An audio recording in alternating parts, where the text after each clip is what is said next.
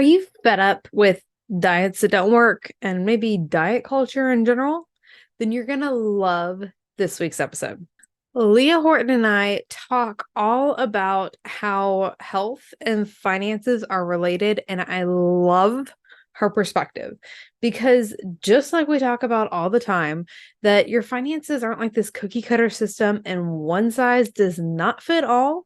She's got a similar approach when it comes to health, and I really love the way that even just like her story developed and like the path that she's been on and the things that she talks about when it comes to health. I know where it's going to be game changing for you because believe it or not, your health and your finances are related.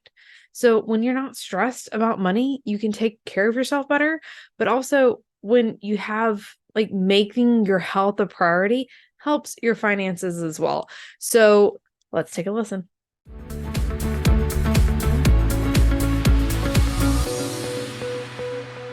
I'm joined today by Leah Hortin. She's a certified intuitive eating counselor, master health and life coach, specializing in helping women get off the diet roller coaster for good.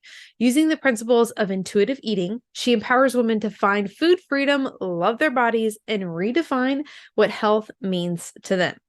Hi, Leah. Welcome to the Your Money, Your Life podcast. I'm really excited to have this conversation just because, like what we've talked about, I like to talk health and how finances relate, and somebody else who seems the same way.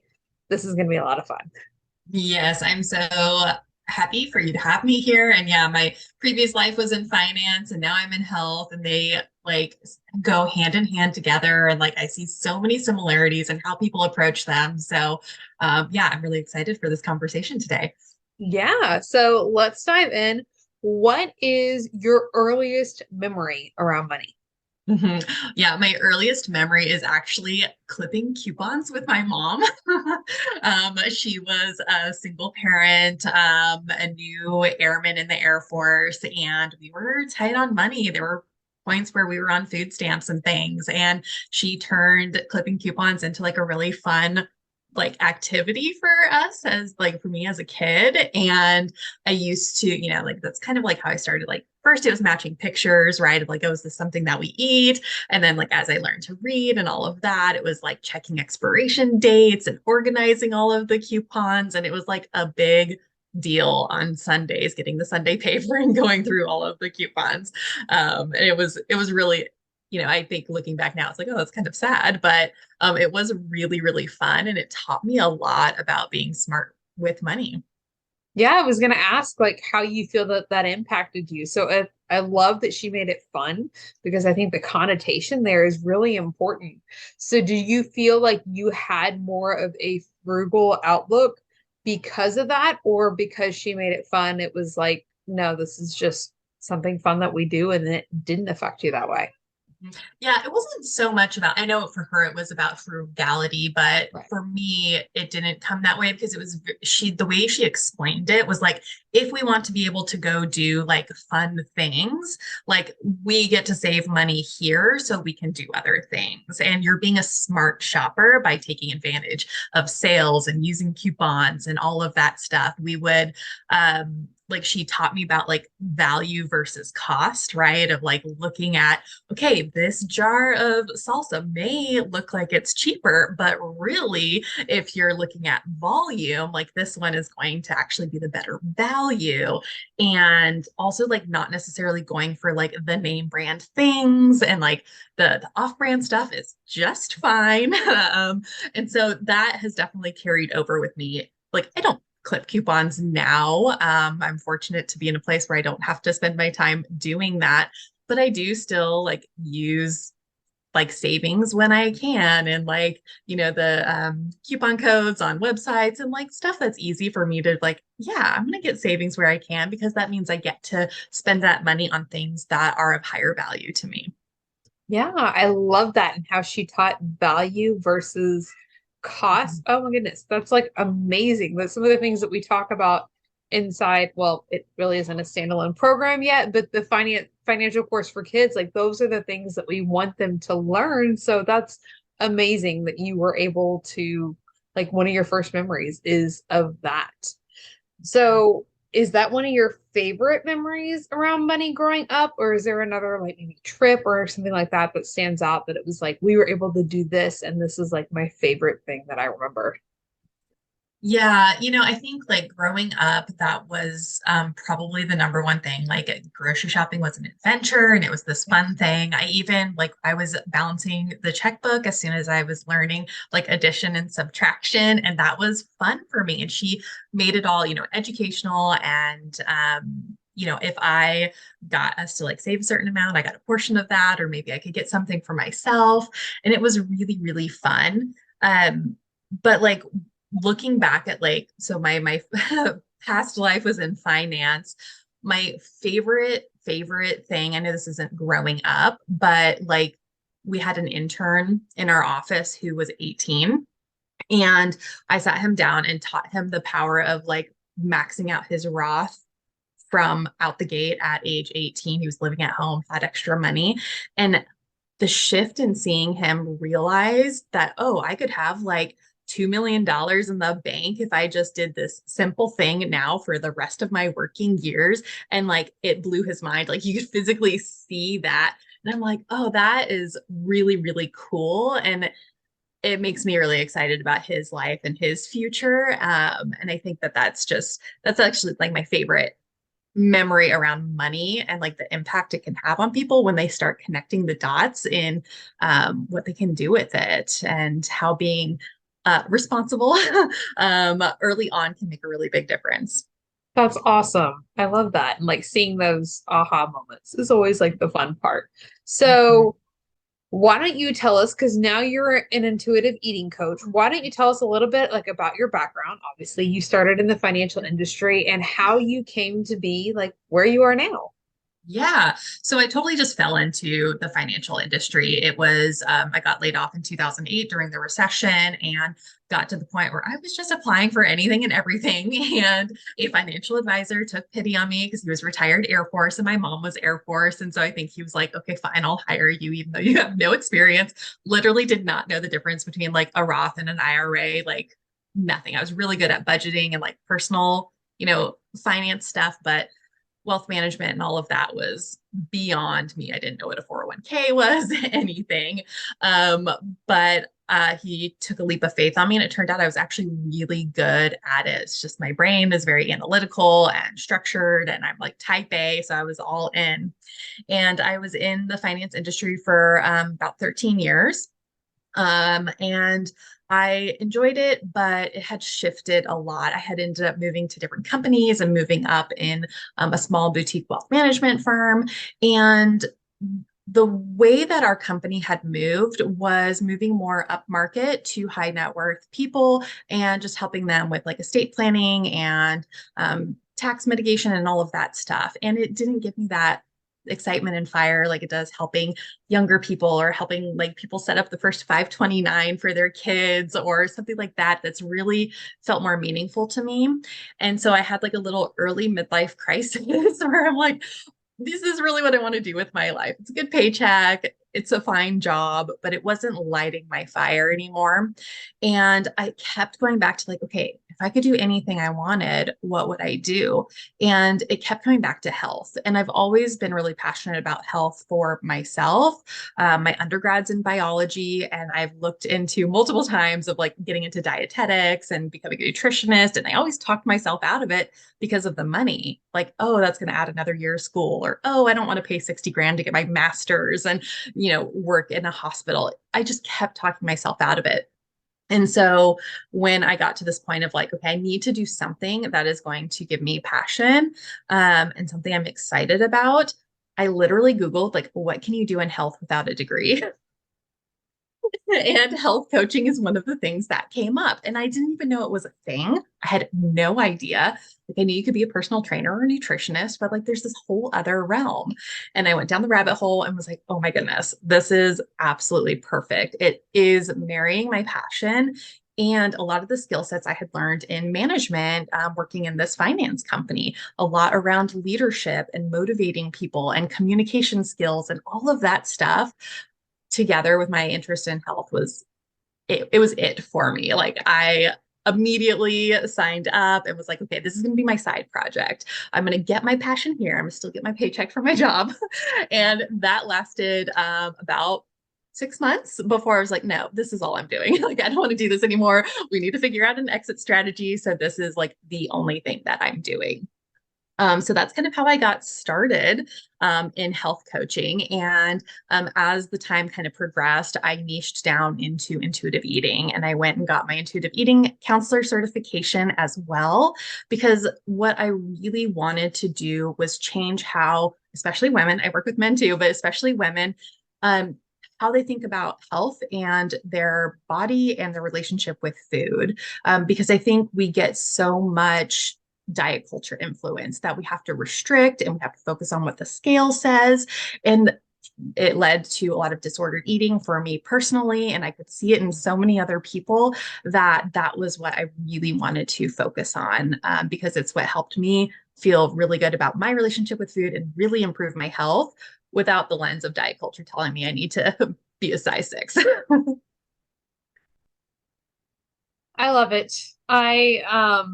There's so many, I talk all the time about like how the yo-yo diet industry and like how that happens in like the financial industry. And I don't know if you know this, my background is we were on the insurance side. So the gentleman that I was working for within State Farm was licensed in more ways. So we would like have the conversation and then pass off the customer like, hey, you got to go work with the boss now.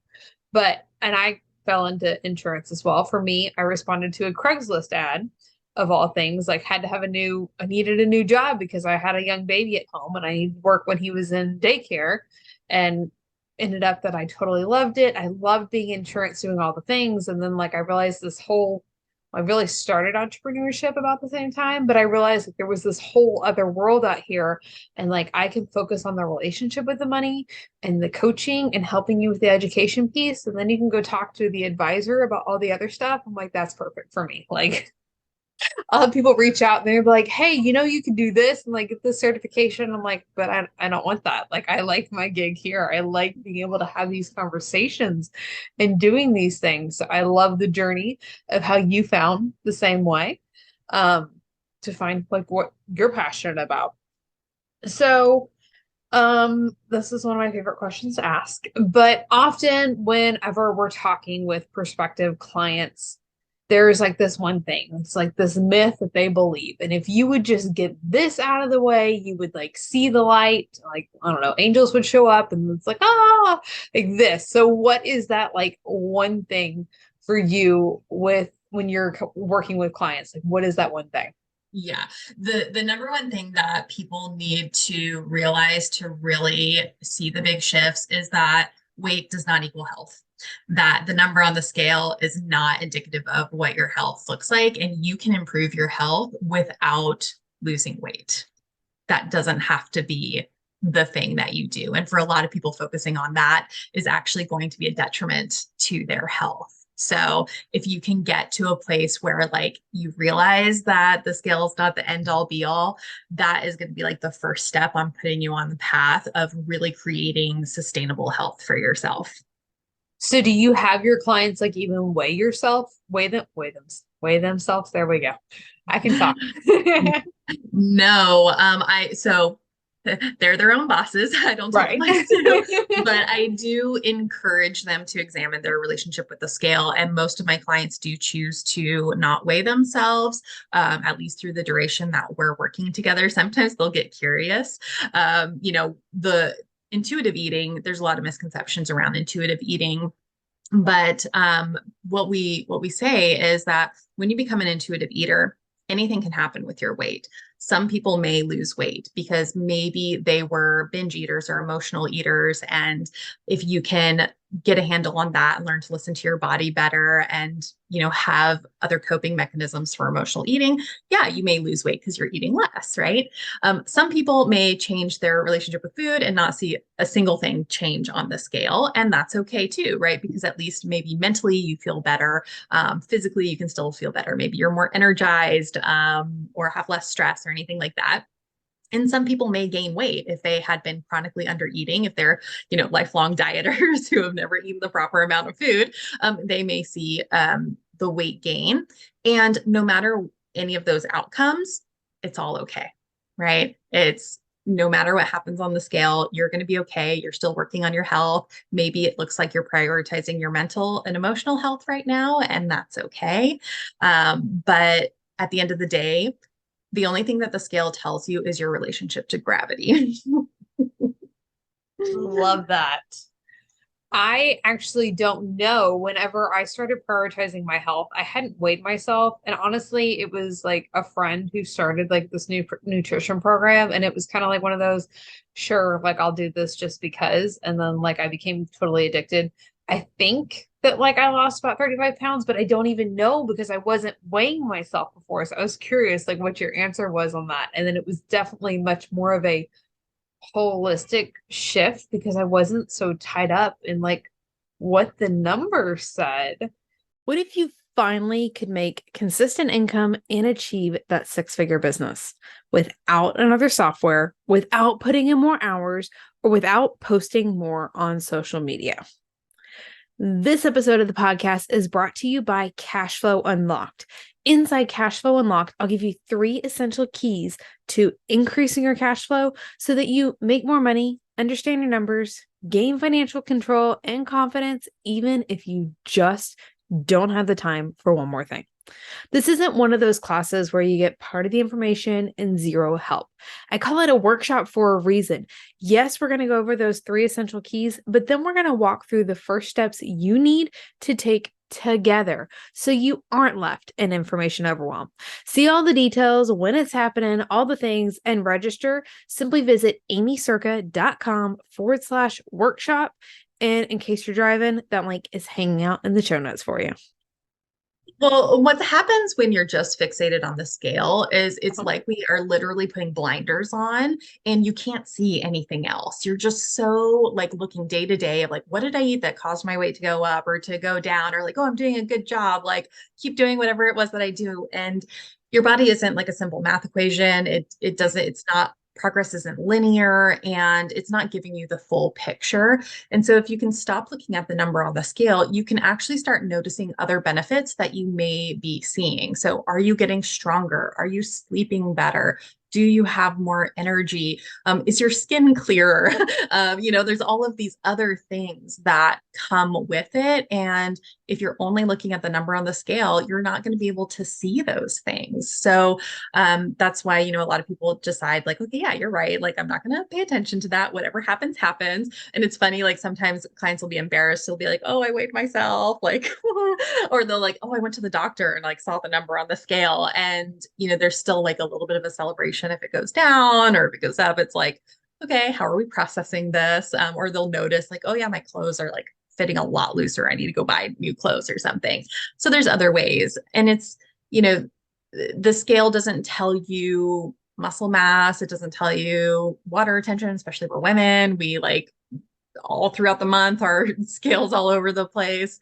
It really is just too singular of a thing to really have a good indicator of what your overall health is looking like in that moment. All right. Okay. I remember now. What are some of the things that we should track? For example, like when you were talking about this, and I know this is not like there's the emotional side of this, and this is why this works, but like I tell my clients not to focus like on your debt payoff numbers. Like that is not the thing to focus on because it's the negative aspect. And instead we focus on our net worth because like that's our true overall picture. And I heard you say it was like that's not the full picture. So what are some of the things that we should be looking at or are healthy indicators if we're looking for more of this type of approach with our health? Mm-hmm. Yeah. So, there is just like the kind of general things that you can keep track of yourself. I think energy is one of the best ways to do that, because that'll tell you like what kind of quality sleep you're getting. Is the food that you're giving yourself nourishing and energy giving, or is it like leaving you feeling like drained and lethargic? Like that's not really helpful. Your body will tell you, you know when you feel good and when you don't. So tracking energy, tracking sleep can also be really helpful. If we kind of like look at from like a medical model, things like blood pressure and your blood sugars, especially if you have like diabetes or like that runs in your family, those are good indicators of health. Obviously, it's harder to track like on a day-to-day basis, but those are good things just to keep an eye on as well, with the caveat that some of that is just genetic, and no matter what you do, like you may just be SOL in that category, but you still can be engaging in health promoting behaviors to mitigate any risks that may come because of your genetic predisposition. Hmm. Okay. It's good to know. I'm also thinking like, because I'm still nursing right now. So I'm thinking like, yeah, because this is what I need, because this is what I'm doing right now. Never felt like I was eating for two when I was pregnant. But now it's like, okay, I'm hungry. It's been 2 hours. Like I need to eat. Mm-hmm. My husband knows I get hangry too. So we have like that whole perspective there. So I'm thinking about those things and like the sleep number and how I've been kind of without realizing it, I guess, tracking some of those things. So, hey, maybe we're on the right track there. Yeah, it's just a good thing to have a pulse on. Yeah, to keep an eye on. Is there anything that you feel like we need to make sure that we're adding into this conversation that like, okay, hey, we know this, but like we don't want to leave out this aspect? Yeah, I guess, the main thing I want people to really understand is when it comes to health, like diet culture and the beauty industry is like $176 billion industry global. It's insane. So you're getting a lot of messages from them.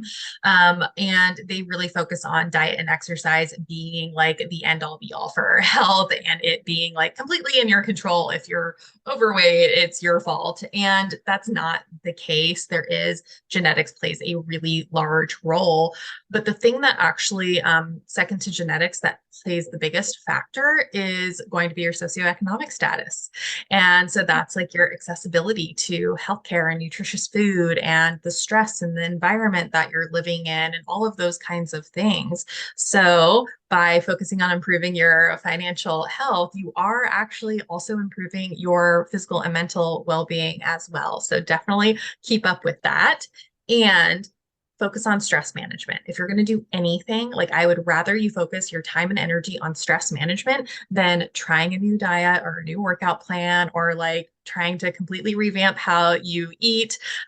Really focus on getting the stress down because ultimately that's going to be a bigger impact on your health at the end of the day. So, Yeah, totally. We like I've said before, and I'll say it again, like I can give you all the tactical strategy, but until we handle like the emotional part, the mindset part, those gut reactions that we have from all of these stories that we learned, that we created, that we inherited, like until we handle those things, like the strategies won't make a difference. And it's kind of awesome to see how that translate into all the areas of our life. And as we work to create that happiness, like these skills apply everywhere. So thank you for sharing that. I appreciate that. That was a really great note to make sure what we added here. Now, I believe you do have a free gift for our listeners who were probably like, okay, this is really intriguing and I hate diets anyway. So what is that and where can they go get that at? yeah, so I do have a free download for 3 ways to improve your health without diet and exercise. And so that's like speaking exactly to this point of like, that's not the thing that you need to be fixating on. And it includes 3 things that are not as talked about that actually have bigger impacts on your health than just changing diet and exercise. So if you want to know those things, you can get those. And I'm sorry, I do not have an easy, clean website for you. Can I just give you the link to include in the show Yeah, notes? I'll Or make sure okay. it's in the show notes. So make sure you can grab it there.